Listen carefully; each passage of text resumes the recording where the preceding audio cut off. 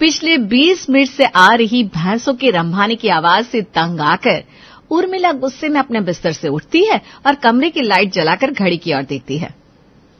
ये लो, सुबह के 4:30 बज रहे, लग रहा है महारानी आज भी सोकर नहीं उठी।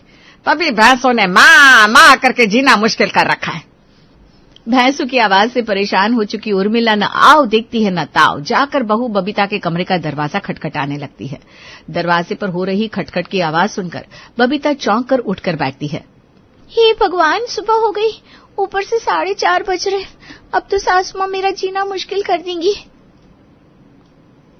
घबराते हुए बबीता साड़ी को ठीक करते हुए कमरे का दरवाजा खोलती है।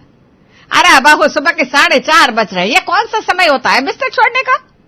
माँ जी माफ कीजिए, वो आज आँख खुलने में थोड़ी देर होगी। अरे बहू, इस तरह की लेट लतीफी ना घर की जिम्मेदार बहू के ऊपर शोभा नहीं देती। सवेरे 4 बजे से जानवर भैं भैं करके चिल्ला रहे, और तू क्या कान में तेल डालकर सोती है?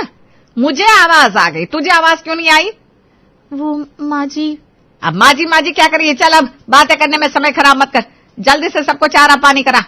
मेरा तो सर में दर्द कर दिया इन्होंने चिल्ला चिल्ला कर। माँ जी, मैं जरा बाथरूम होकर आती हूँ, उसके बाद भैंसों को चारा पानी कर देती हूँ।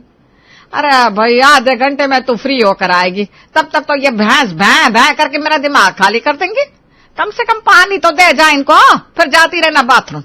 इतनी गर्मी पड़ रही है, प्यास से बेहाल है बेचारी। सास की बातें सुनने के बाद बेचारी बहू बबीता के पास अब उनकी बातों का कोई जवाब नहीं था। वो जल्दी से हैंडपंप चलाकर 3 बाल्टी में पानी भरती है और उन बाल्टियों को भैंस के आगे रखकर बाथरूम की तरफ दौड़ लगा देती है। ये थी गांव में रहने वाली बबीता की आम सुबह। सूरज उगने से पहले ही बबीता का दिन शुरू हो जाता था। सबसे पहले उठकर बबीता जानवरों को चारा पानी देती, फिर उनकी साफ सफाई करती, दूध निकालती और फिर नहा धोकर रसोई में जाकर सास को चाय बनाकर देती। और उसके बाद जो काम का सिलसिला शुरू होता, पूरा दिन बस ऐसे ही चलता रहता। अब आप ये सोच रहे होंगे कि कहानी शुरू होती ही मैंने तो काम की कहानी सुनानी शुरू कर दी। अब क्या करे भाई, कहानी हाउसवाइफ की है तो काम का जिक्र होना तो बनता ही है, क्योंकि एक गांव की हाउसवाइफ का दिन काम से ही शुरू होता है। और सबसे हैरानी की बात यह है कि काम के शुरू होने का तो वक्त होता है, लेकिन खत्म होने का कोई वक्त नहीं, क्योंकि हाउसवाइफ के काम कभी खत्म नहीं होते। अरे बहू, कहाँ भागी जा रही है? खबरदार, जो बिना नहाए रसोई में कदम रखा तो घर की बासी झाड़ू तक निकाली नहीं है तूने, और भागी जा रही है रसोई में चाय बनाने। वो तो मैं जानती हूँ माँ जी, बस मैं सोच रही थी 1 कप चाय पी लूं, फिर साफ सफाई करने के बाद नहाऊं, वरना नहाने के बाद सफाई करने में ना फिर जी नहीं मानता। और माँ जी, इतना काम खत्म करते करते लेट भी तो बहुत हो जाता है, खाली पेट सर चकराने लगता है। देख बहू, जो नियम है सो है, और कोई आज का तो बनानी है। तू जिस दिन से शादी करके आई है सब ऐसे ही चल रहा है ना। अब रोज रोज बहस करके मेरा और अपना टाइम खराब मत किया कर, जा जल्दी से नहा करा। अब महारानी तू है तो 4:30 बजे तो बिस्तर छोड़ेगी है? हमें किस बात की सजा दे रही है? हमें तो समय से चाय दे दे कम से कम। बबीता को समझ में आ गया था कि यहाँ खड़े होकर अपना समय खराब करने की बजाय जाकर नहा ले, इसी में उसकी भलाई है। इसलिए वो जाकर पहले रसोई की झाड़ू निकालती है, फिर पोछा करती है, फिर नहा धोकर रसोई में जाती है और उसके बाद चाय बनाकर सबके सामने रख देती है। चाय पीने के बाद, अरे बबीता सुन तो, अब ये साड़ी का पल्ला कमर में खोस कर कहाँ जा रही है? वो माँ जी, रात के ढेर बर्तन रखे हुए हैं ना, उन्हें धोने जा रही हूँ। और कहाँ जाऊंगी? या बर्तन का काम बाद में कर लेना। ऐसा कर, पहले जाकर भैंस का दूध निकाल, भैंस का समय हो गया है, वरना फिर एक बार भैंस शोर करना शुरू कर देगी ना तो मुसीबत हो जाएगी। सास की बात सुनकर बबीता भैंसों का दूध निकालती है, फिर भैंस के आसपास सफाई करके गोबर के उपले बनाकर एक तरफ लगा देती है।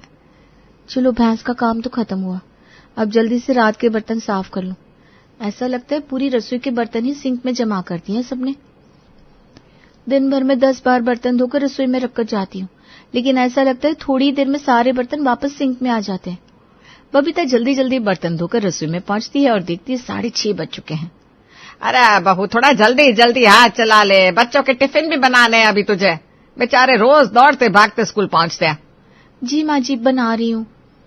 बिजली सी तेजी से हाथ चलाने के बाद भी किसी तरह दौड़ते भागते दोनों बच्चों का टिफिन देकर बबीता ने स्कूल के लिए विदा किया और फिर उसके बाद एक गहरी सांस ली। अरे भैया, 8 बजने को आए, अब नाश्ते में कुछ बनाएगी कि नहीं? अपने बच्चों को स्कूल भेजने के बाद हाथ पर हाथ रखकर बैठ गई। इसीलिए कहती हूँ बहू, समय से उठना चाहिए। जा रही हूँ माँ जी। बच्चों को स्कूल भेजने के बाद बबीता ने परिवार में बाकी लोगों का नाश्ता बनाया, घर की साफ सफाई की, कपड़े धोए और जब तक घर का काम खत्म हुआ एक बार फिर से बच्चों के स्कूल से वापस लौटने का समय हो चुका था। मम्मा, आज स्कूल में मैडम ने बताया अगले महीने हमारी यूनिट टेस्ट होने वाले हैं। अब आपको हमारी तैयारी करानी होगी। हाँ मम्मा, राधा बिल्कुल ठीक कह रही है। मैं भी ना क्लास में सबसे पीछे हो गया हूँ। अब से आप रोज हमारी तैयारी कराया करो।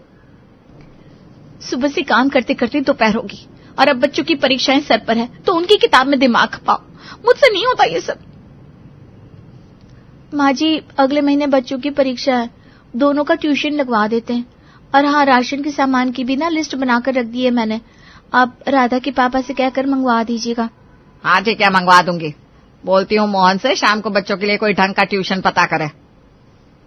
अरे मम्मी, ये कंप्यूटर में इंटरनेट क्यों नहीं चल रहा है? लगता है इंटरनेट का रिचार्ज खत्म हो गया। अरे बेटा, मुझे क्या पता ये रिचार्ज क्या होता है। शाम को तुम्हारे पापा आएंगे, उनसे पूछ लेना। ये सब ना अपने पापा से पूछा करो, मेरा दिमाग मत खाओ। अरे बबीता, वो मेरी बहन है ना मृदुला, उसके यहाँ जागरण है। अभी 3 दिन की छुट्टी भी है। मैं तो कहती हूँ सब साथ ही चलो, इसी बहाने बच्चे भी शहर घूम लेंगे। ठीक है माँ जी, जैसा आप कहें। मैं तैयारी कर लेती हूँ। माँ जी, मैं सोच रही हूँ 3-4 घंटे का सफर रहेगा। अब बच्चों को चाहे जितना खिला पिला कर ले जाओ, लेकिन रास्ते में तो उन्हें कुछ न कुछ चाहिए होता है। हाँ तो कुछ बना लेना बच्चों के लिए। सफर में खाते पीते रहेंगे तो सफर भी जल्दी बीत जाएगा। बबीता ने शहर जाने की तैयारी शुरू कर दी थी। अपनी साड़ियां, बच्चों के कपड़े वगैरह पैक करने के बाद बबीता अब खाने पीने की चीजें बनाने में व्यस्त हो गई थी। गुजिया, नमक पारे, शक्कर पारे, घर की बनी नमकीन सब बनाकर बबीता ने डब्बे में पैक कर लिया था। जागरण से 2 दिन पहले ही बबीता अपनी सास के साथ मौसी के घर पहुंच गई थी। अरे बबीता बहू, इतने साल हो गए तुम्हारी शादी को, तुम पहली बार हमारे घर आ रही हो। क्या बात है, मौसी से मिलने का कभी मन नहीं किया? नहीं मौसी जी, ऐसी बात नहीं है। आपको तो पता ही है, पूरे घर की जिम्मेदारी मेरे ऊपर ही है। आपको पता है ना, मैं इस काम के चक्कर में अपने मायके भी नहीं जा पाती। 4 दिन को भी घर छोड़कर इधर उधर हो जाओ तो ऐसा लगता है दुनिया ही अपनी जगह से हिल गई। ये बात तो तुमने बिल्कुल ठीक कही बबीता। कहने को तो हम हाउसवाइफ हैं, लेकिन अगर हम हाउसवाइफ अपना काम करना छोड़ देना तो सारा घर इधर से उधर हो जाता है। ना बच्चों को समय से खाना मिलेगा, ना धुले हुए कपड़े, और जो घर इतना चमचमा रहा है ना, धूल मिट्टी से भरा हुआ नजर आएगा। रिया की बात सुनकर बबीता मुस्कुराने लगती है। वो तो ठीक कहा भाभी आपने, लेकिन सच बात तो ये है कि पूरा दिन घर में रहने के बाद भी हमें अपने लिए समय निकालने का मौका नहीं मिलता। बिल्कुल ठीक कहा। अच्छा बबीता, तुम मम्मी जी के साथ बैठकर खूब सारी बातें करो। मैं जरा अभी को होमवर्क करा दूं। उसके भी कुछ दिन में एग्जाम शुरू होने वाले ना, तो थोड़ा सा पढ़ाई पर ध्यान देना पड़ता है। रिया बहू, इसका मतलब तुम खुद पढ़ाती हो क्या अभी को? जी मौसी जी, मैं खुद ही पढ़ाती हूँ। देख रही है बबीता, एक तू है जो हर समय बस बच्चों के ट्यूशन के लिए घर में शोर मचाती रहती है, और रिया बहू को देख, बच्चे की पढ़ाई की पूरी जिम्मेदारी अपने ऊपर ली हुई है। हाँ दादी ठीक कह रही है। आप देखो ना, अभी को ताई जी खुद पढ़ाती है, और हम लोग जब भी मम्मी के पास आते हैं, मम्मी काम का बहाना बनाकर हमें टाल देती है। उर्मिला का इस तरह शहर में रहने वाली रिया से बबीता का कंपैरिजन करना उसे बुरी तरह से खटक गया था। रिया अपने बेटे को कमरे में ले जाती है और पढ़ाने लगती है। शाम को 5 बजे वो कमरे से बाहर आती है। मौसी जी, आप लोग भी चाय लेंगे? 5 बजे शाम को माँ जी चाय पीती है, मैं उनके लिए चाय बनाने जा रही थी। नहीं बेटा, मेरी चाय तो बहू ने बना दी थी, तुम दीदी की चाय बना दो। भाभी, आप शहर के लोग हो, आपका तो दोपहर का खाना 2 बजे हो जाता है, इसीलिए शाम की चाय भी लेट पीते हो। मैं माँ जी को गांव में दोपहर में 12 बजे खाना खिलाती हूँ, इसलिए माँ जी को ना 4 बजे तक चाय की हुड़क लग जाती है। हमारी तरह समय के पाबंद कहाँ होते हैं आप लोग। अगले दिन सुबह 4:30 बजे जाकर उर्मिला बड़ी बहन के कमरे का दरवाजा खटखटा देती है। अरे दीदी, अभी तक आप लोग सो रहे हैं? बहू भी नहीं उठी? सुबह उठने की आदत नहीं है क्या? एक मेरी बहू को देखो, सुबह 4 बजे उठकर काम में लग जाती है। शहर के लोगों का रहन सहन भाई हमारी समझ से तो बिल्कुल बाहर है। देखो उर्मिला, तुम लोगों का रहन सहन अलग है, इस बात में कोई 2 राय नहीं है। शहर में कौन सुबह के 4 बजे उठता है, और हमें कौन सा भैंसों का चारा पानी करना है जो हम दिन निकलने से पहले उठ जाए। और सबसे मोटी बात यह है उर्मिला कि जब सवेरे 4 बजे हम उठ ही नहीं पाते तो बहू पर क्यों दबाव बनाए कि वो 4 बजे उठे। घर के काम निपटाने की जिम्मेदारी उसकी है, अपने हिसाब से वो निपटा लेती है। हम तो अभी 2 घंटा और सोएंगे भाई। ये लो, जब तुम ही नहीं उठ रही तो बहू से किस मुंह से कहोगी जल्दी उठने के लिए। शहर आकर तुम्हारे बिना रंग ढंग खराब हो गया। चलो भाई, लग रहा है यहाँ तो खुद ही अपने लिए 1 कप चाय बनानी पड़ेगी। नहीं माँ जी, आप क्यों बनाएंगी? मुझे पता है आपको सुबह सुबह चाय पीने की आदत है, इसलिए मैं उठ गई हूँ, मैं बना कर लाती हूँ, आप बैठिए। मौसी जी, आप आराम से सो जाइए। मैं समझती हूँ, अब अगर भाभी समय से नहीं उठी तो इसमें आपकी क्या गलती है। आपकी तो उम्र हो गई है, आप थोड़ी ना सुबह उठकर सबके लिए चाय नाश्ता बनाएंगी। आप आराम से अपने कमरे में आराम कीजिए, मैं माँ जी को संभाल लूंगी। एक तरफ उर्मिला ने मुंह टेढ़ा किया हुआ था, दूसरी तरफ बहू बबीता सास के लिए चाय बनाकर खुद को रिया से ऊपर समझ रही थी। दोपहर के समय राधा, ताई जी के हाथ की गर्मा गर्म रोटियां खाकर मजा आ गया, क्या कहती हो? बिल्कुल ठीक कह रहे हो भैया, मेरा तो मन कर रहा है खाते जाओ खाते जाओ। अच्छा, घर पर 1 रोटी खत्म करने में भी 2 घंटे का समय लगाते हो दोनों, और यहाँ ऐसी बातें कर रहे हो जैसे आज से पहले कभी रोटी नहीं खाई। माँ रोटी खाई है, लेकिन ताई जी की तरह गरम गरम रोटियां बनाकर कहाँ खिलाते हो आप? अब तो सवेरे रोटियां बनाकर रख देते हो, हम स्कूल से आते हैं तब तक सारा खाना ठंडा हो जाता है, इसलिए खाने में टेस्ट भी नहीं आता, ना ही उसे खाने का मन करता है। बस फिर क्या था, बबीता का गुस्सा 7वें आसमान पर पहुंच जाता है। हाँ, रख देती हूँ मैं रोटियां बनाकर, कोई गुनाह कर देती हूँ क्या? भूखे तो नहीं रहते हो ना, पेट भर जाता है ना तुम्हारा। और मेरा कंपैरिजन अपनी ताई के साथ मत किया करो। ताई जी के यहाँ पर घर के काम करने के लिए नौकर आते हैं, मेरी मदद करने के लिए कौन है वहाँ? झाड़ू पोछा बर्तन कपड़ा सब हाथ से करना पड़ता है मुझे। सिर्फ इतना ही नहीं, तुम दोनों के अलावा 2 भैंस भी है घर में, उनकी भी पूरी जिम्मेदारी है मेरे पास। अरे जानवरों का काम निपटाना आसान है क्या? जानवर के साथ जानवर बनना पड़ता है, तब जाकर काम खत्म होते हैं। तुम दोनों का क्या है? तुम्हें तो बस बातें बनाने से मतलब है। अरे मम्मा, अब तो नाराज हो गई, प्लीज नाराज मत हो, हमारे कहने का वो मतलब नहीं था। हमें पता है आप दिन भर काम करती रहती हो, बहुत थक जाती हो। हाँ मम्मा, हम कोई कंप्लेंट नहीं कर रहे, हमें पता है आप सुबह 4 बजे उठती हो और उसके बाद आपको पूरा दिन आराम करने का मौका भी नहीं मिलता। अब प्लीज गुस्सा मत हो। गुस्से में बबीता ने जो मन में आया वो बोल तो दिया था, लेकिन अब उसे एहसास हो रहा था कि वो मृदुला मौसी के यहाँ मेहमान बनकर आई है और शायद वो जरूरत से ज्यादा बोल गई है, इसलिए फिलहाल वो बात को वहीं खत्म कर देती है सबको खाना खिलाने के बाद। अरे रिया बेटा, कहीं जा रही हो क्या? सुबह से तो काम में लगी हो, अब जाकर सबके खाने पीने का काम खत्म हुआ, थोड़ी देर तो आराम कर लो।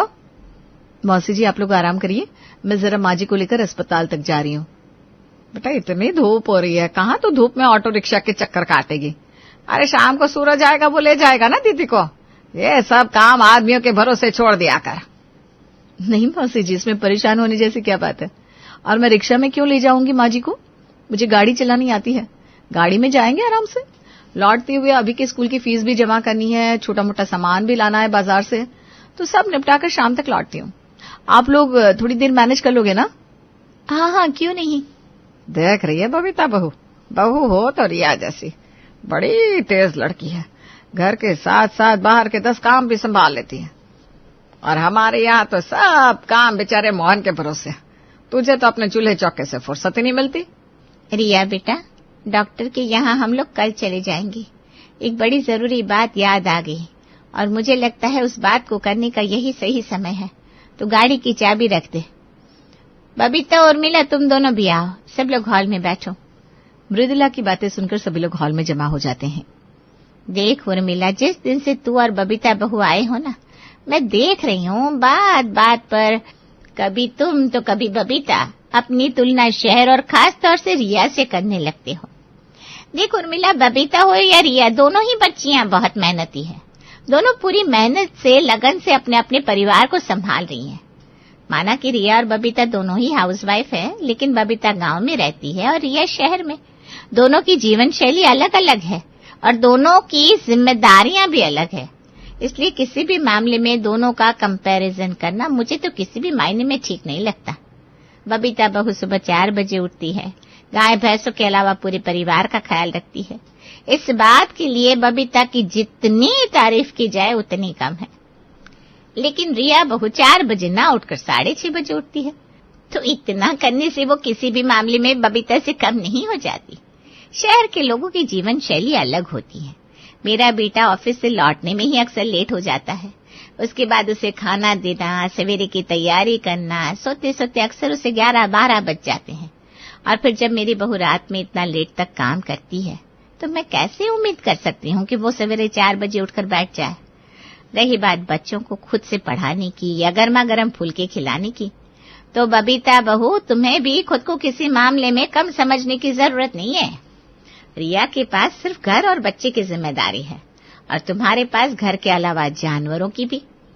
रिया के पास कपड़े धोने के लिए मशीन है, घर के काम में हाथ बटाने के लिए काम वाली आती है, इसलिए जो थोड़ा बहुत समय बचता है उसमें वो बाहर के थोड़े काम निपटा लेती है, अभी को पढ़ाई करवा देती है।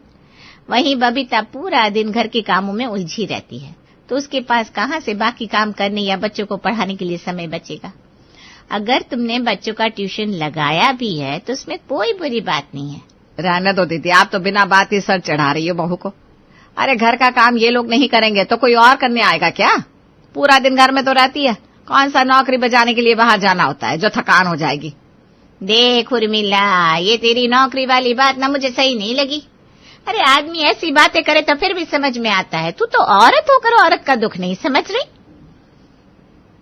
बाहर जाकर नौकरी करने वाला आदमी तो फिर भी 8 घंटे काम करके घर लौट आता है, लेकिन घर में काम करने वाली औरतें, उनके लिए तो दिन के 24 घंटे भी कम है। काम खत्म कहाँ होते हैं।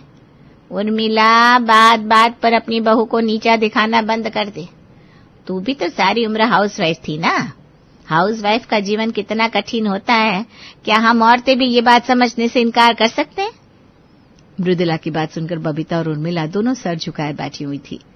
मृदुला की बातों से इतना तो समझ में आ गया था कि हाउसवाइफ चाहे गांव की हो या शहर की, ना तो उनकी आपस में कोई तुलना है और ना ही कोई बराबरी। सबकी अपनी जिम्मेदारियां हैं और सबका काम उतना महत्वपूर्ण भी है।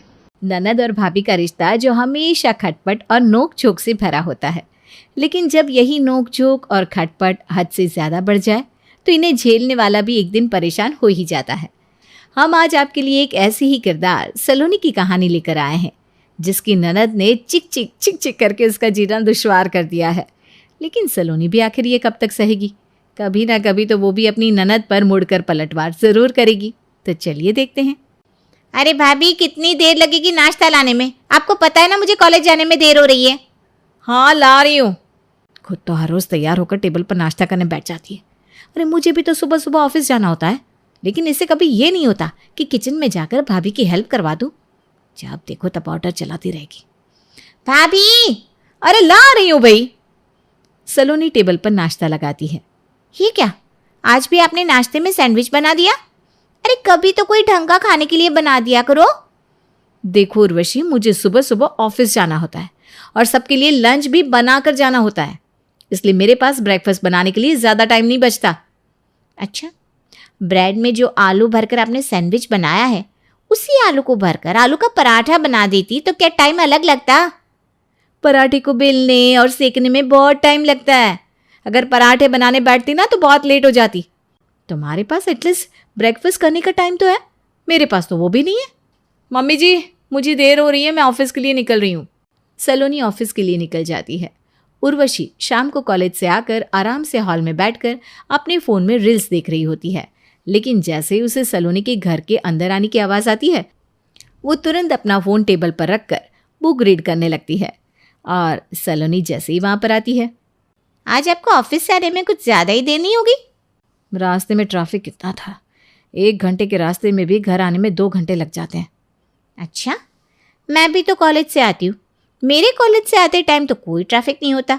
सारा ट्रैफिक आपके ऑफिस से आने के टाइम पर ही होता है क्या? अरे आखिर तुम कहना क्या चाहती हो? मैं तो कुछ नहीं कहना चाहती, बस यही कहना चाहती हूँ कि ऑफिस से ज़रा टाइम पर घर आया करो।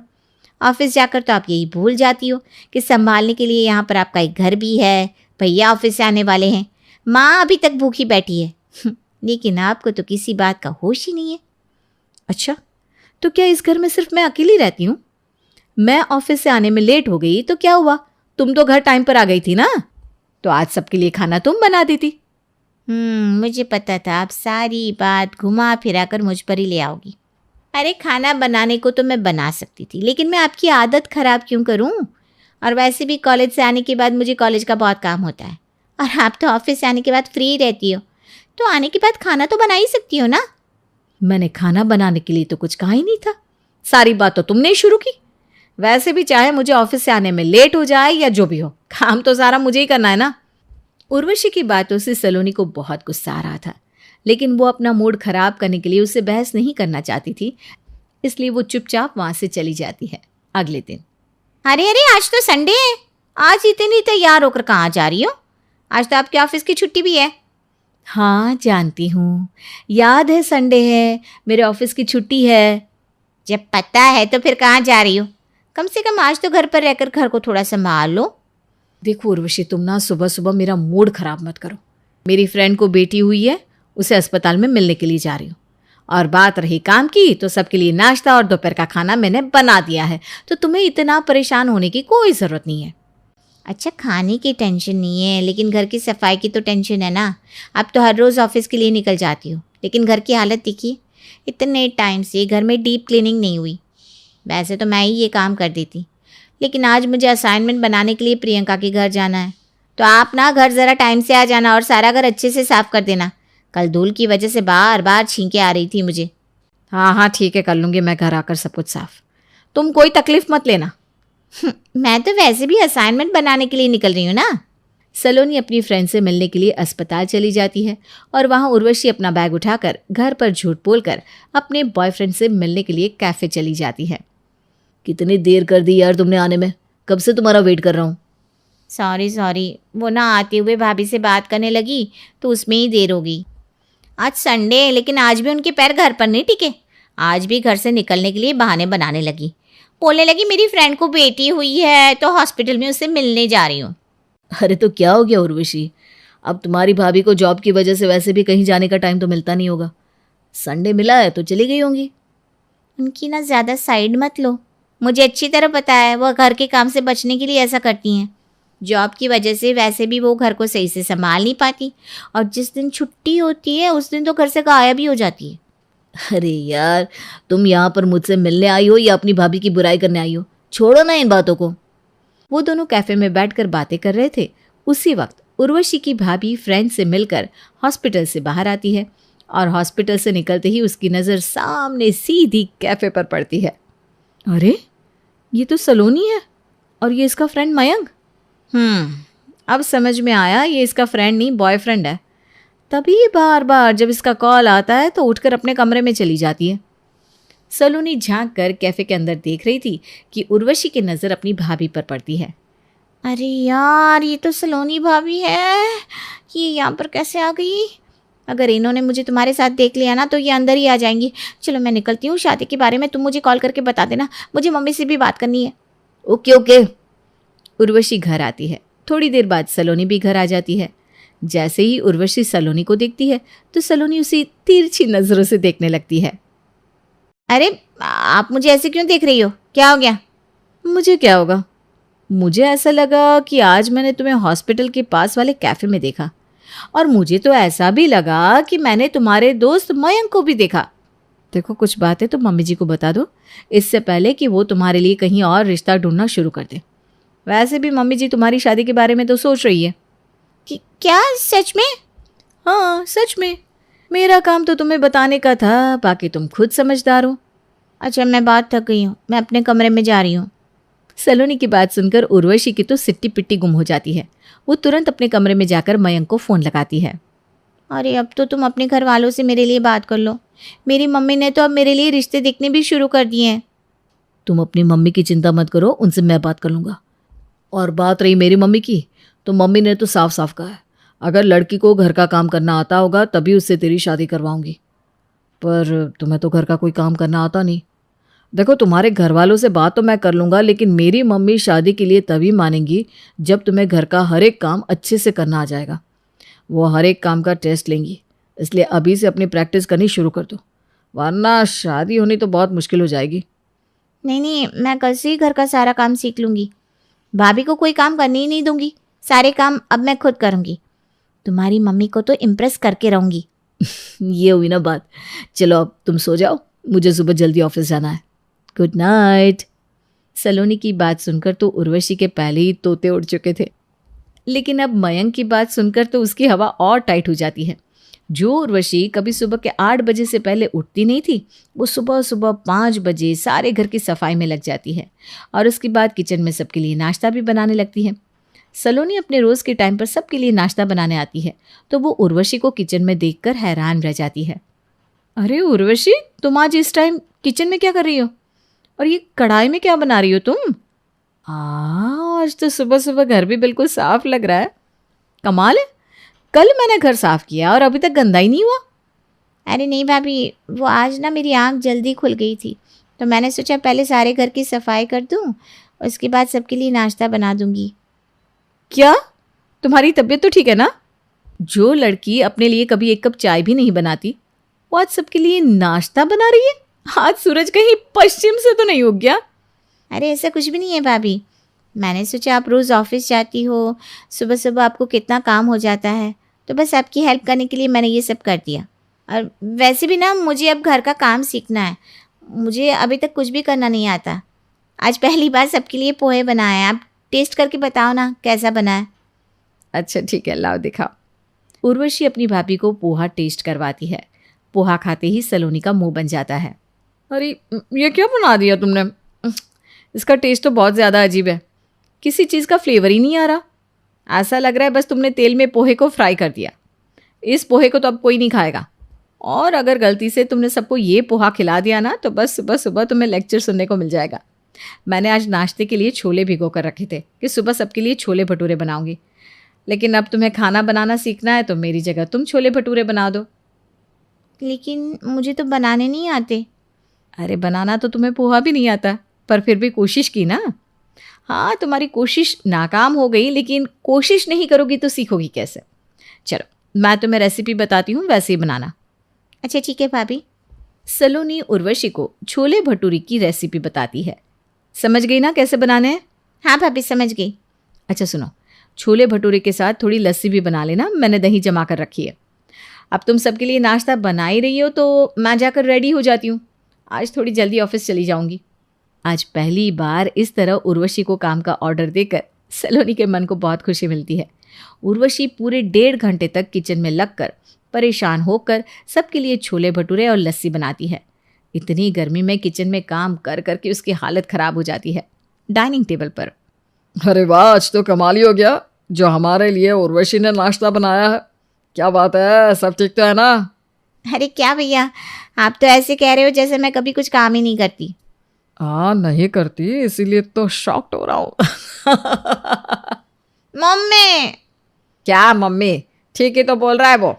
जिंदगी में कभी किचन में जाकर चाय भी नहीं उबाली और अब सीधे छोले भटूरे बनाकर ले आई। पता नहीं इनका स्वाद कैसा होगा। मुझे तो सच कहूँ तो खाने की हिम्मत ही नहीं हो रही। मम्मी अब आप ऐसा तो मत बोलो, एक तो मैंने इतनी मेहनत से सबके लिए नाश्ता बनाया है और आप ऐसे मेरी बेइज्जती कर रही हो। अरे मम्मी ने तुम्हारी सही बेइज्जती की है। ये क्या बना दिया तुमने? ये भटूरा तो मुझसे टूट भी नहीं रहा, और ये छोले इसमें क्या डाला है तुमने? इनका तो मुझे टेस्ट ही कुछ समझ में नहीं आ रहा। सच में क्या इतने बुरे बने हैं? वैसे खाने की कभी बुराई तो नहीं करनी चाहिए उर्वशी, लेकिन तुमने ये छोले भटूरे इतने खतरनाक बनाए कि अगर किसी मुजरिम को ये खिलाया जाए ना तो वो इनको खाने के डर से ही अपना जुर्म कबूल कर ले। मैं तो इनका एक निवाला भी और नहीं खा सकती, मुझे में इतनी हिम्मत नहीं है। मैं अपने ऑफिस जा रही हूँ। और हाँ सुनो, तुम्हें घर का काम सीखना है ना तो ये जितने भी बर्तन हैं सारे धोकर रख देना। मेरे ऑफिस से आने का इंतज़ार मत करना, क्योंकि ऑफिस से आकर मैं सीधा तुम्हें खाना बनाना सिखाऊंगी। ठीक है भाभी। मयंक से शादी करने के चक्कर में उर्वशी, जो कभी पानी का ग्लास भी नहीं उठाती थी, अपने सभी घर वालों के बर्तन चुपचाप धो लेती है। और उसे इस तरह काम करते देखकर सलोनी के मन को बड़ी तसल्ली मिलती है। अरे यार, ये बर्तन है या द्रौपदी की साड़ी जो खत्म होने का नाम ही नहीं ले रहे। पता नहीं भाभी हर रोज ऑफिस के साथ घर का इतना सारा काम कैसे संभालती है। मेरी तो इतने से ही काम में हालत खराब हो गई। उर्वशी पूरा 1 घंटा लगाकर सारे बर्तन धोती है। उसके बाद तो उसे कॉलेज के लिए भी रेडी होने का टाइम नहीं मिलता, तो वो इसी तरह उठकर कॉलेज चली जाती है। शाम को वो घर आती है कि तभी थोड़ी देर बाद उसकी भाभी भी घर आ जाती है। अरे तुम इस तरह से आराम से बैठी क्यों हो? तुमने डिनर की तैयारी स्टार्ट नहीं की? चलो जल्दी से जाकर आलू गोभी गाजर मशरूम जितनी भी सब्जियां हैं सब काट कर रखो। आज मैं तुम्हें मिक्स वेज बनाना सिखाऊंगी और साथ में शाही पनीर और उसके साथ खाने के लिए नान पुलाव और रायता भी, और मीठे में गाजर का हलवा भी।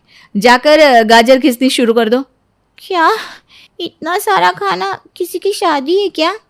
अरे किसी की शादी नहीं है, लेकिन कल को जब तुम्हारी शादी होगी और तुम्हारी सास तुम्हें कुछ बनाने को कहेगी तो तुम मना थोड़ी ना कर सकती हो। जाओ जल्दी से जाकर सारी तैयारी कर लो। सलोनी अच्छी तरह नहा धोकर किचन में जाती है और उर्वशी पर एक के बाद एक ऑर्डर चलाते हुए पूरे 3 घंटे में उससे सारा खाना बनवाकर तैयार करती है। देखा कितना आसान था ना खाना बनाना। अब मैं तुम्हें हर रोज इसी तरह अच्छा अच्छा खाना बनाना सिखाऊंगी ताकि तुम अपनी सास को खुश रख सको। देखो शादी के बाद ना सास को खुश रखना बहुत जरूरी है। एक बार को पति नाराज हो जाए चलेगा, लेकिन सास नाराज नहीं होनी चाहिए। हाँ, नहीं होनी चाहिए। तो चलो खाना टेबल पर ले चलो। अब सलोनी हर रोज उर्वशी से खाना बनवाती, बर्तन धुलवाती, घर की सफाई करवाती। अब बाकी था तो बस एक काम। उर्वशी आज संडे है ना, तो मैं सोच रही हूँ घर के जितने भी गंदे कपड़े हैं वो सब तुम धो लो। तुम्हें कपड़े धोने भी नहीं आते ना। अब घर में इतने सारे गंदे कपड़े जमा हो गए और बहुत टाइम से घर के पर्दे भी नहीं धुले हैं। एक काम करो, आज तुम सारे कपड़े, बेडशीट, पर्दे सब कुछ धो। तब तक ना मैं सबके लिए लंच बना लेती हूँ। लेकिन लंच तो मैंने सबके लिए पहले ही बना दिया। अच्छा चलो फिर तो ये और भी अच्छा है। मैं तुम्हारे साथ चलती हूँ, तुम्हें सिखा दूंगी कपड़े कैसे धोते हैं। चलो चलो जल्दी से सारे पर्दे उतार लो, तब तक मैं बाकी के कपड़े लेकर आती हूँ। सलोनी उर्वशी के सामने कपड़ों का इतना बड़ा ढेर लाकर इकट्ठा कर देती है कि उन कपड़ों को देखकर ही उर्वशी की हालत खराब हो जाती है। इतने सारे कपड़े, हे भगवान ये क्या है? ये घर के गंदे कपड़े हैं। लेकिन तुम इतनी शॉक क्यों हो रही हो? मैं तो हर संडे इतने ही कपड़े धोती हूँ। क्या? चलो जल्दी से शुरू हो जाओ। अब एक काम करो, ये जितने भी बड़े कपड़े हैं ना इन्हें मशीन में डाल दो और बाकी कपड़े इस साबुन और इससे धो लो। मशीन के साथ साथ तुम्हें हाथ से भी तो कपड़े धोने आने चाहिए ना। अरे यार, ये घर का काम कितनी बड़ी मुसीबत है। रोने से कोई काम नहीं चलने वाला। काम सीखना है ना तो काम करना भी पड़ेगा। चलो रोना बंद करो और कपड़े धोने पर फोकस करो। सारे कपड़े अच्छी तरह साफ होने चाहिए। सलोनी बिल्कुल उर्वशी के सर पर खड़ी होकर उससे एक एक कपड़े को रगड़ रगड़ कर धुलवाती है। पूरे 4 घंटे बाद उर्वशी कपड़े धोकर फ्री होती है। हाय भगवान, मेरे तो हाथों और पैरों में इतना दर्द हो गया है कि अब यहाँ से उठकर अपने रूम तक जाने की भी हिम्मत नहीं हो रही। अरे अभी तो तुम्हें अपने रूम में जाना भी नहीं है, अभी तो तुम्हें डिनर बनाना है। चलो जाओ जाकर डिनर की तैयारी करो, तब तक मैं ये सारे कपड़े सुखा देती हूँ। क्या? डिनर भी? हे भगवान। इतनी थकी हारी उर्वशी अब जाकर सबके लिए डिनर बनाती है। उसके बाद वो सारे गंदे बर्तन धोती है। सुबह से शाम तक घर का काम करते करके उसकी तो हालत खराब हो जाती है। वो सबसे पहले अपने रूम में जाकर मयंक को फ़ोन करती है। देखो, तुमने कहा था ना घर का सारा काम सीख लो, तभी तुम्हारी मम्मी शादी के लिए मानेगी। मैंने घर का सारा काम सीख लिया। अब प्लीज़ मेरे घर पर रिश्ता लेकर आ जाओ ना। ओके। कुछ दिन बाद मयंक अपनी माँ के साथ उर्वशी के घर रिश्ता लेकर आता है और उन दोनों का रिश्ता पक्का हो जाता है। लेकिन मयंक और सलोनी एक दूसरे को आपस में देखकर बड़ी ही दबी हुई हंसी हंसते हैं। अच्छा हुआ सलोनी भाभी जो आप उस दिन रेस्टोरेंट में आ गई, वरना उर्वशी को सुधारना इतना आसान नहीं होता। दोनों उर्वशी की तरफ देखते हुए बहुत मुश्किल से अपनी हंसी कंट्रोल करते हैं और सलोनी मयंक के साथ मिलकर उर्वशी को अच्छी तरह से सुधार कर उससे अपना बदला ले ही लेती है। हेलो हेलो भैया, कैसे हैं आप? मैं ठीक हूँ। इस बार तो आजा राखी बांधने। आपको पता है ना भैया मैं नहीं आ सकती हूँ। अरे कल राखी है, प्लीज़ थोड़ी देर के लिए आजा, बस राखी बांध कर चली जाना। आपको पता है ना भाभी होंगी वहाँ, मैं कैसे? अरे विशाखा कल सुबह ही अपने मायके चली जाएगी और शाम को आएगी, तो चिंता मत कर, तू आ जा बस। आपको पक्का यकीन है वो घर पे नहीं होंगी? अरे मैं कह रहा हूँ ना, पिछले 3 सालों से तूने मुझे राखी नहीं बांधी, इस बार तो आजा बहना। ठीक है, मैं कोशिश करती हूँ आने की। नायरा और उसके भाई की बातें नायरा की कामवाली सुन रही थी। उससे रहा नहीं गया और उसने नायरा से पूछ लिया, दीदी आपसे कुछ पूछूं तो बुरा तो नहीं मानेंगी? तुझे कभी किसी चीज़ के लिए मना किया है मैंने? यही पूछना चाहती है ना कि मैं हर साल अपने भाई को राखी क्यों नहीं बांधती? हाँ दीदी, मैं पिछले 4 साल से आपके घर पर काम कर रही है, लेकिन आप कभी नहीं जाती अपने भाई को राखी बांधने। कौन बहन नहीं चाहेगी अपने भाई को राखी बांधना? मेरा भी मन करता है अपने भाई को राखी बांधूं, उनके लिए उनकी पसंद की मिठाई लेकर जाऊं, उनसे लड़ झगड़ कर पैसे लूं। मैं भी ये सब करना चाहती हूँ, लेकिन अगर 3 साल पहले वो सब नहीं हुआ होता मेरे और भाभी के बीच में तो। दीदी क्या हुआ था आपके और आपकी भाभी के बीच में? पूनम के पूछने पर नायरा को वो सब याद आ जाता है, वो जो 3 साल पहले हुआ था। वो नम आंखों के साथ पूनम को सब कुछ बताती है। भाभी की जब भैया से शादी हुई थी तब से हम तीनों और माँ खुशी से एक दूसरे के साथ रहते थे।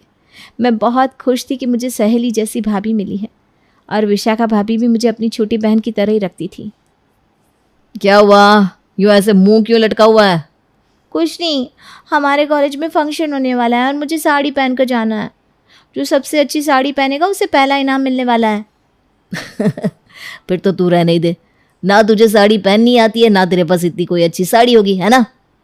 आप हंस रहे हैं, माँ देखिए ना भैया कैसे मेरा मजाक उड़ा रहे हैं। अरे क्यों परेशान कर रहा है इसे करण, चुप कर जा। हाँ जी, क्यों परेशान कर रहे हैं आप इसे? मेरे होते हुए मेरी नायरा हार ही नहीं सकती।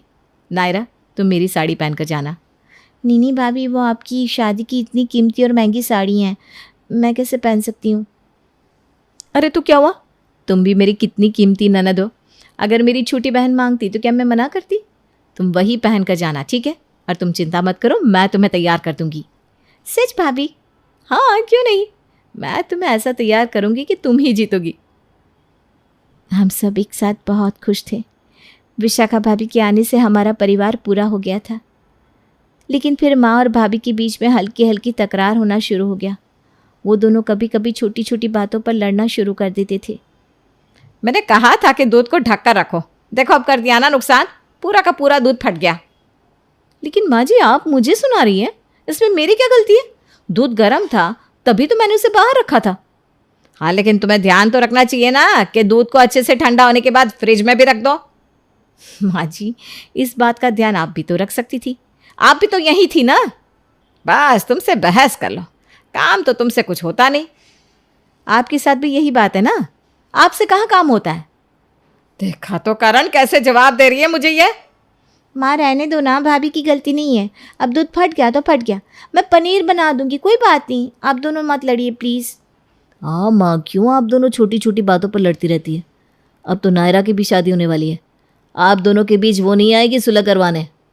अरे मुझसे मत कह, मैं तो कुछ कहती भी नहीं हूँ, या ये मुझसे लड़ती रहती है। देखिए तो कैसे मुझ पर आरोप लगा रही हैं, कह रही हैं कुछ कहती नहीं हूँ, जबकि पूरा दिन इनका भाषण चालू ही रहता है। देखा कैसे बात कर रही है मुझसे ये लड़की। प्लीज़ आप दोनों लड़िए मत, शांत रहिए ना। अब मैं कुछ ही दिन हूँ इस घर में, मेरे लिए थोड़ी शांति बनाए रखो प्लीज़। ठीक ही कहती है तू बेटा, चल माफ़ कर देती हूँ इसे। मेरी शादी में कुछ ही दिन पड़े थे, तब दोनों माँ और भाभी मेरे लिए एक दूसरे से नहीं लड़ती थी, लेकिन जैसे ही मेरी शादी हो गई तो दोनों का मनमुटाव फिर से शुरू हो गया। हालांकि वो दोनों किसी बड़ी बात पे कभी नहीं लड़ती थी, लेकिन छोटी छोटी बातों पे उनके बीच में लड़ाइयाँ होती रहती थी। मैंने कहा था ना माँ, भाभी से बेवजह मत लड़ा करो। अरे मैं कहाँ लड़ती हूँ, वही आकर मुझसे लड़ती है। माँ उन्होंने पूरे घर को अच्छे से संभाला हुआ है, क्यों तुम उन्हें ताने मारती हो? वो कर रही है ना सब कुछ। तो मैंने मना कब किया फिर, लेकिन काम ढंग से भी तो करना चाहिए ना। माँ बस भी करो इन बातों को, मैं शादी के बाद पहली बार आई हूँ यहाँ, इन बातों को छोड़ो। हाँ तो मुझे भी कौन सी ये बातें करनी है। सुन देख, आज मैं कह देती हूँ, मेरा जो सोने का हार है ना वो मेरे मरने के बाद तू ही लेना, समझी? विशाखा को मत देना। माँ ऐसी बातें नहीं करते। अरे मैं कह रही हूँ ना, तू ही लेना, समझी? उसे मत देना, उसके लिए मैंने अलग से हार बनवा के रखा है। अरे वाह, लड़ती भी हो दोनों और भाभी के लिए हार भी बनवाया है, क्या बात है? अरे लड़ते तो हम ऐसे ही हैं, जैसे मेरे लिए तू है वैसे ही वो है। माँ के उस दिन इन सब बातों के बाद 2 दिन बाद ही उन्हें दिल का दौरा पड़ गया। शायद माँ को पहले से पता था कि उनका समय नज़दीक आ गया था, लेकिन माँ के जाने के बाद भाभी कुछ ऐसा करेंगी मैंने कभी सोचा नहीं था। बस बेटा बस, अब दुखी मत हो। जो होना था हो गया। लाजो बड़ी नेक इंसान थी, हम उसे बेहद याद करेंगे। पता नहीं कैसे उसे दिल का दौरा पड़ गया। पता नहीं बुआ जी ये सब कैसे हो गया। कोई बात नहीं बेटा, तू हिम्मत रख। अच्छा, वो विशाखा बहू जो लाजो का हार लेकर घूम रही है, ये सब मैं ही लूँगी। हाँ, अभी तो हम लाजो का शौक मना रहे हैं, लेकिन उसे क्या पड़ी है? हैं? बहू इस घर का हार थोड़ी ना ले सकती है। चल तू अपना ध्यान रख, मैं चलती हूँ। जो हार मुझे माँ ने दिया था विशाखा भाभी खुद वो लेकर बैठ गई थी। इसके अलावा जब मैंने उनसे बात की तो उन्होंने मुझे बहुत भला बुरा कहा। बस वो दिन है और आज का दिन है। मैं उस घर में कभी नहीं जाती। भैया फ़ोन करते हैं तो उनसे मिल लेती हूँ बाहर कभी कभी, लेकिन भाभी के सामने कभी नहीं। घर तो कभी नहीं जाती। पर दीदी, इस बार आपका चौथा साल है। इस बार आप जाइए, आपके भैया को राखी बांध दीजिए। आप अपनी भाभी की वजह से भैया को सज़ा क्यों दे रही हैं? हाँ, मैं भी यही सोच रही हूँ। 3 साल हो गए मुझे राखी बांधे हुए। इस बार चली जाती हूँ। वैसे भी कल भाभी अपने मायके में होंगी। नायरा इस बार अपने भाई को राखी बांधने अपने मायके आ जाती है और अपने भाई को देखकर काफ़ी भावुक हो जाती है। लेकिन उसे क्या पता था कि उन दोनों ने अभी राखी बांधी भी नहीं होगी कि विशाखा वापस आ जाएगी। नायरा, तुम यहाँ क्या कर रही हो? विशाखा, तुम इतनी जल्दी कैसे आ गई? अच्छा, मैं नहीं थी इसलिए नायरा इस घर में आ गई। क्यों, अभी भी आरोप लगाने बाकी है क्या? मुझे आपसे कोई बात ही नहीं करनी। आपको तो आदत है दूसरों की चीज़ों पर हक जमाने का। पहले मेरी माँ का हार चोरी कर लिया और फिर मेरे भाई को भी अपना बना कर रख लिया। चुप करो तुम और मेरी बात छोड़ो। तुम अपनी बात करो। तुम्हें तो मज़ा आता है ना लोगों से कहने में कि मेरी भाभी कितनी बुरी है ना? तभी तो उस दिन कहा था कि माँ जी की मौत मेरी वजह से हुई थी। अब खुद को सच्चा साबित करने के लिए कुछ भी मत कहिए भाभी। एक मिनट, तुमने अपने कानों से सुना था कि नायरा ने ये सब कहा था? हाँ, मेरा मतलब है बुआ जी मुझसे कह रही थी कि नायरा ने उनसे कहा। क्या? लेकिन बुआ जी ने तो मुझसे कहा कि आप माँ का हार लेकर खुशी से घूम रही हैं। क्या? मैं? लेकिन माँ जी के हार को तो मैंने आज तक हाथ नहीं लगाया। वो तो बुआ जी ने कहा था कि यह हार लाजो मेरे लिए छोड़ कर गई है। अब समझ में आया।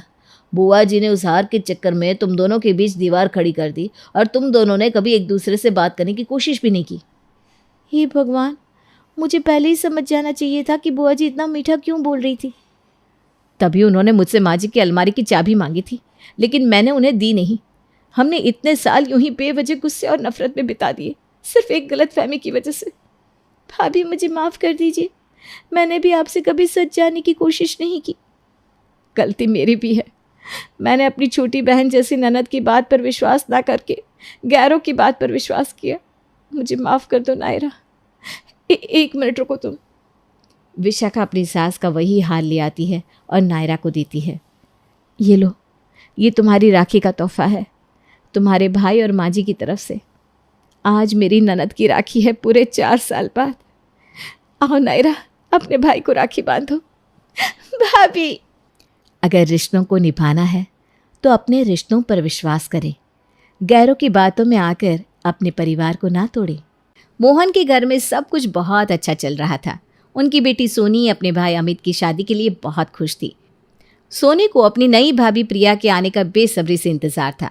वो सोचती थी कि अब वो और प्रिया साथ में मार्केट जाएंगी, शॉपिंग करेंगी और मस्ती करेंगी।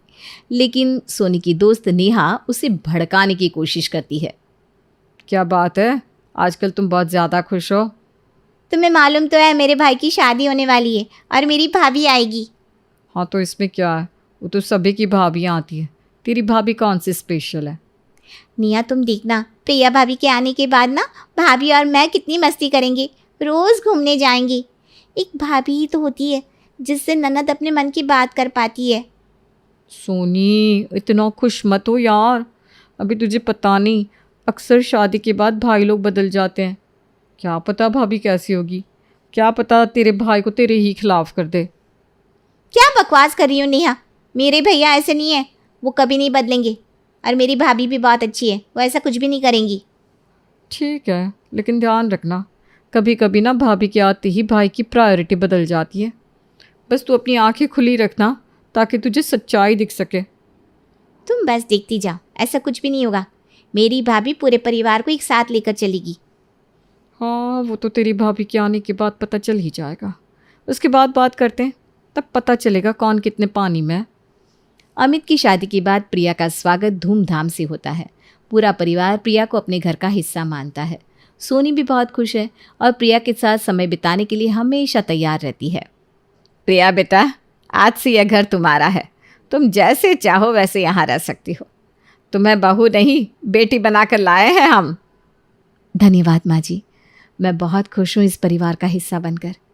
जितना प्यार आप लोग मुझे दे रहे हो, शायद मैंने पिछले जन्म में कोई अच्छे काम किए होंगे, तभी ऐसा परिवार मिला है मुझे। ऐसा कुछ नहीं है, तुम हो ही इतनी प्यारी बिटिया। भाभी, अब हम कल मार्केट चलेंगे। मुझे ना तुम्हें बहुत सारी चीज़ें दिखानी है। बिल्कुल सोनी, मैं ज़रूर चलूँगी। धीरे धीरे घर में प्रिया अपनी एक अलग पहचान बना लेती है। उसे सब पसंद करते हैं और उसकी बातें मानते हैं, क्योंकि वो सभी की भलाई के लिए कहती है।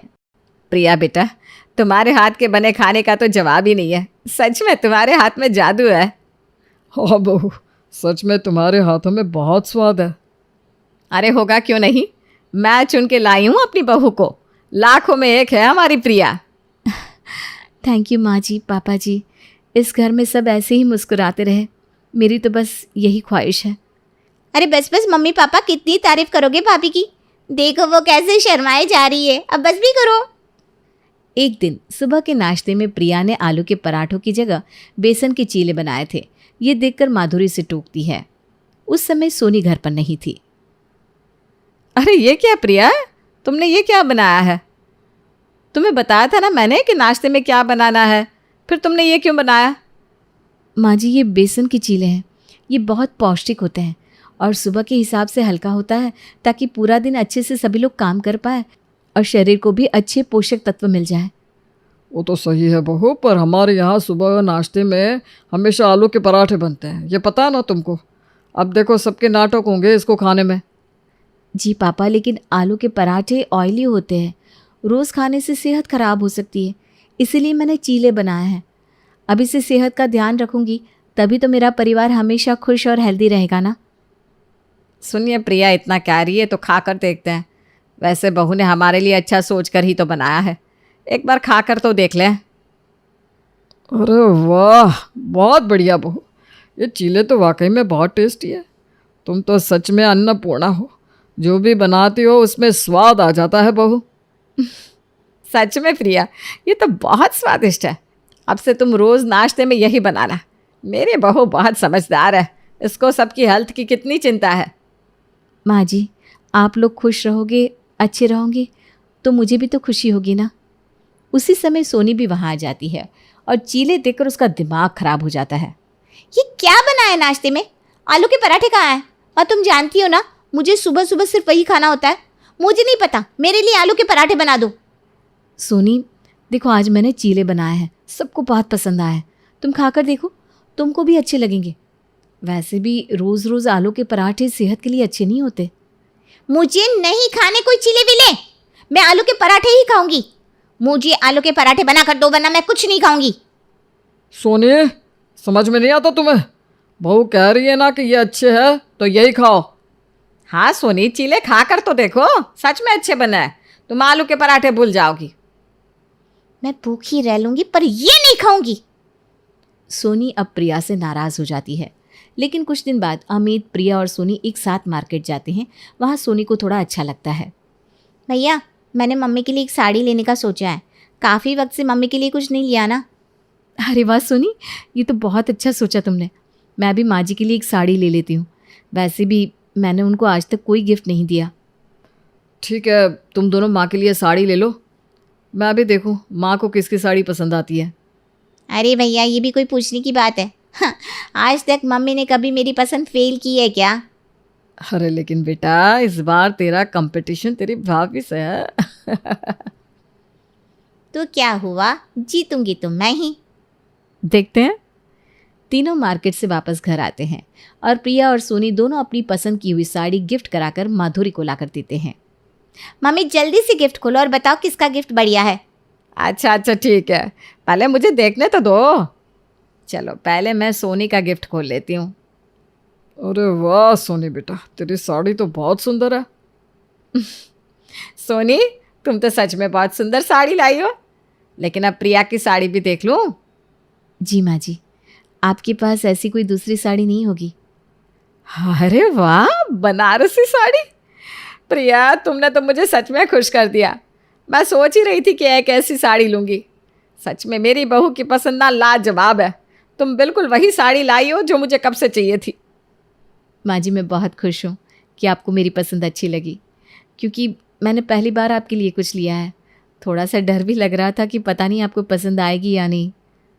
ले सोनी, तू तो हार गई अपनी भाभी से। माँ को तो प्रिया की लाई साड़ी पसंद आई। भाभी आज पहली बार मम्मी ने मेरी पसंद की हुई साड़ी को फेल किया है। कॉन्ग्रेचुलेशन, आप जीत गई। लो भैया, अब तो खुश हो ना आप। ऐसे ही कुछ दिन निकल जाते हैं। अमित की शादी के बाद मैं सोच रहा हूँ कि हमें घर में एक पूजा करवा लेनी चाहिए, बहू के आने की खुशी में। आपने तो मेरे मन की बात कर दी। मैं भी कब से यही सोच रही हूँ। ठीक है पापा, आप बता दो कब रखनी है पूजा, मैं सब तैयारी कर लूँगा। हाँ, लेकिन मैं सोच रहा हूँ कि पूजा में आए रिश्तेदारों और मेहमानों को विदाई में क्या दें। मुझे तो कुछ समझ में नहीं आ रहा। तुम लोग ही सोच कर बता दो क्या देना चाहिए। पापा प्रसाद दे देंगे, पूजा में तो वही दिया जाता है ना। अरे वो तो देंगे ही, उसके अलावा भी कुछ देना चाहिए। हमारी बहू के आने पर हम पूजा करवा रहे हैं, तो रिश्तेदारों और मेहमानों को कुछ स्पेशल तो देना ही चाहिए। पापा पंचरंगी मिठाई का एक एक डिब्बा दे दे सबको, सभी लोग खुश हो जाएंगे। अरे नहीं नहीं, पचरंगी मिठाई अजीब लगेगा। मुझे लगता है प्रसाद के साथ फल दे देना चाहिए। हाँ ये भी सही है। बहू तुम क्या सोच रही हो, तुम भी बोलो कुछ। अरे पापा, भाभी को ये सब थोड़ी ना पता होगा। मम्मी ने जो बताया वही ठीक लग रहा है, वही करते हैं। पापा जी, मुझे लगता है प्रसाद और पंचामृत के साथ सभी मेहमानों और रिश्तेदारों को एक एक लड्डू का डिब्बा दे देना चाहिए। वाह बहू, मान गए तुम्हारे दिमाग को। बहुत सही सलाह दी है। इससे सबको एक समान चीज़ें मिलेंगी और सबके घर मिठाई भी पहुंच जाएगी।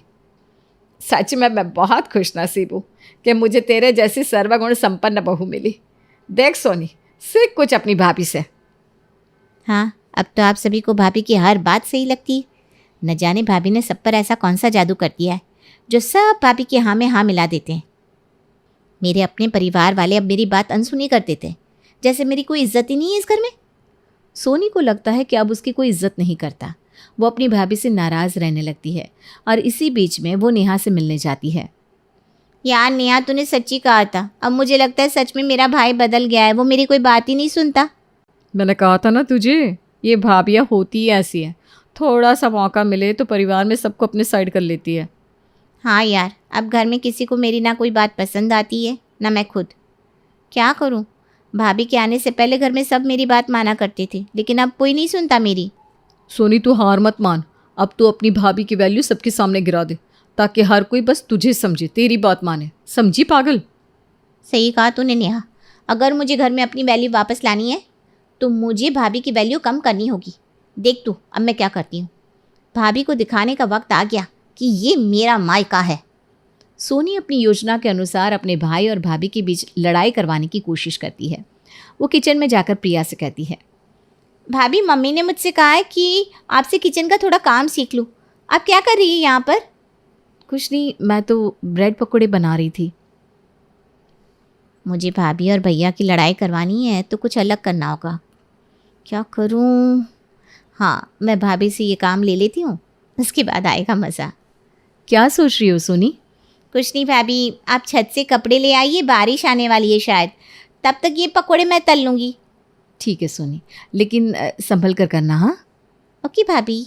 अब किचन में काम करते हुए सोनी अपना हाथ जलाने का नाटक करती है। बचाओ बचाओ भैया! अरे तुम यहाँ क्या कर रही हो? प्रिया कहाँ है? भैया देखो मेरा हाथ जल गया। प्रिया भाभी ने ध्यान ही नहीं दिया, वो तो छत पर गई है हवा खाने। कह रही थी बहुत गर्मी लग रही है। प्रिया, प्रिया! हाँ जी, क्या हुआ? क्या हुआ? तुमने ध्यान क्यों नहीं दिया? सोनी का हाथ जल गया, तुम्हें पता भी है? पर मैं तो... आज से सोनी किचन का कोई काम नहीं करेगी, समझी तुम? जी समझ गई, मुझसे गलती हो गई, सॉरी। सोनी लड़ाई करवा कर बहुत खुश होती है। अब वो अपने पापा और भाभी के बीच भी दरार डालने की कोशिश करती है। एक दिन मोहन कहीं बाहर जाने वाला था और वो प्रिया से अपना सफ़ेद कुर्ता धोने को कहता है, लेकिन सोनी वहाँ भी चाल चलती है और सारे कपड़ों में मोहन के कपड़े मिला देती है। ये मेरा कुर्ता किसने धुला है? मैंने कहा था इसको अलग से धोना, अब इस पर दूसरे कपड़ों का रंग लग गया है। अरे प्रिया, ये क्या किया तुमने? अब ये क्या पहन कर जाएंगे? माँ जी, मैंने तो इसको अलग निकाल कर रखा था, इसको कपड़ों के साथ मैंने नहीं मिलाया। अरे चुप रहो बहू, पता नहीं आजकल तुम्हारा ध्यान कहाँ रहता है, हर रोज कोई ना कोई कांड करती रहती हो। सॉरी पापा जी, मुझसे गलती हो गई, अगली बार से मैं ध्यान रखूंगी।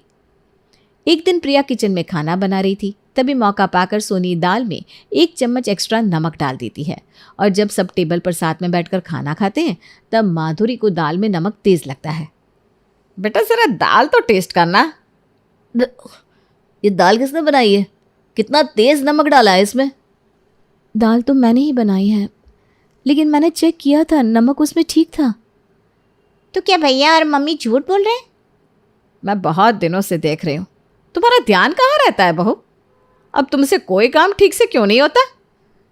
मुझे नहीं पता माँ जी, मैं तो सारे काम वैसे ही मन लगा कर करती हूँ जैसे पहले करती थी। तो फिर प्रिया तुमसे ये गलतियां होती क्यों हैं? सोनी को देखो, अब वो कितनी समझदार हो गई है। सोनी अब बहुत खुश होती है कि घर में उसकी वैल्यू वापस बढ़ गई और प्रिया की वैल्यू उसने कम कर दी। इसी बीच सोनी की दोस्त नेहा उससे मिलने उसके घर आती है। तब सोनी मज़े लेकर सारी बातें नेहा को बताती है कि कैसे उसने वापस अपनी वैल्यू घर वालों के सामने बना ली है। अरे अगर कहीं ये सोनी पकड़ी गई और इसने सबको बता दिया कि मैंने ही इसको ऐसा करने के लिए भड़काया था तो मैं मुसीबत में पड़ जाऊंगी। अरे यार नेहा, क्या सोच रही है? मैं इतनी खुश हूँ और तू ऐसे बैठी है। सोनी यार, तूने भाभी के साथ अच्छा नहीं किया। नेहा, मुझे लगा था कि सब मुझे भूल गए हैं, इसलिए मैंने अपनी वैल्यू वापस लाने के लिए ये किया।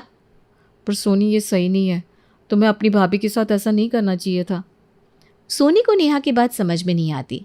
कुछ दिन बाद सोनी को देखने रिश्ते वाले आते हैं और उनमें सोनी की भी एक ननद होती है।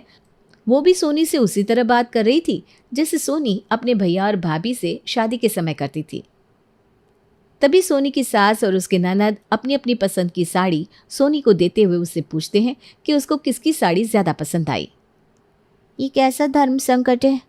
अगर किसी एक की साड़ी को पसंद किया तो दूसरा नाराज़ हो जाएगा। अब कौन सी साड़ी सेलेक्ट करूँ? दोनों ही अच्छी हैं। सोनी कह दो दोनों साड़ियाँ बहुत सुंदर हैं और तुम दोनों साड़ियाँ किसी खास मौके पर ही पहनोगी। सोनी को कुछ समझ में नहीं आता और वो अपनी भाभी की कही बात अपनी सास से कहती है, जिससे उसकी सास इतनी खुश हो जाती है कि शादी का रिश्ता पक्का कर देती है और वो दोनों साड़ियाँ भी सोनी को दे देती है। तब सोनी को एहसास होता है कि उसने अपनी भाभी के साथ बहुत गलत किया और प्रिया ने अगर आज उसकी मदद ना की होती तो उसका रिश्ता टूट सकता था। भैया, मैंने आप सब लोगों से एक बात छुपाई है। कौन सी बात सोनी बेटा? मम्मी, पिछले दिनों जो कुछ भी हुआ उसमें भाभी की कोई गलती नहीं थी। वो सब मैंने जानबूझकर किया था क्योंकि मुझे ऐसा लगता था कि आप सबकी नज़रों में भाभी के आने के बाद मेरी वैल्यू खत्म हो गई है। सोनी, ऐसा नहीं है, मैंने हमेशा तुमको अपनी छोटी बहन माना है और तुम्हारी जगह इस घर में कोई नहीं ले सकता, मैं भी नहीं। सोनी, ये तुमने बहुत गलत किया अपनी भाभी के साथ, अभी इसी वक्त उससे माफ़ी मांगो। भाभी, मुझे माफ़ कर दो, मैंने बहुत गलत किया। अरे कोई बात नहीं सोनी, हम सब एक परिवार हैं और परिवार में उतार चढ़ाव तो आते रहते हैं। भाभी, अब मैं समझ गई हूँ, हम एक दूसरे का साथ देना चाहिए, ना कि लड़ना चाहिए। हाँ सोनी, अब हम सब मिलकर रहेंगे और एक दूसरे का साथ देंगे। इस तरह से घर में फिर से खुशियाँ लौट आती है। सब मिलजुल कर रहते हैं और एक दूसरे का सम्मान करते हैं। सोनी और प्रिया अब सगी बहनों की तरह मिलकर रहने लगती है और घर में फिर से शांति और प्रेम का माहौल बन जाता है और कुछ समय बाद खूब धूमधाम से सोनी की शादी हो जाती है।